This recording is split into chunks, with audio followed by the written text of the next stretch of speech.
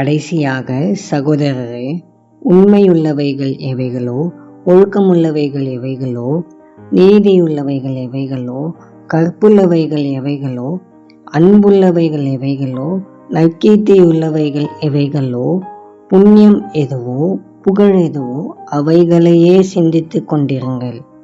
பிலிப்பியர் 4:8.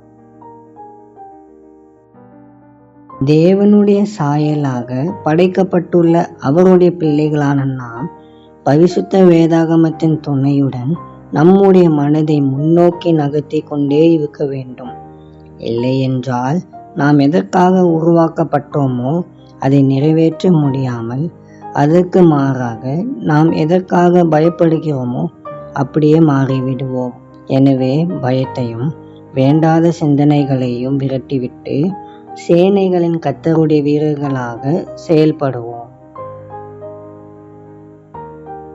அன்பின் பரலோக தகப்பனே, உம்மை நன்றியோடு துதிக்கிறோம், ஸ்தோத்தரிக்கிறோம்.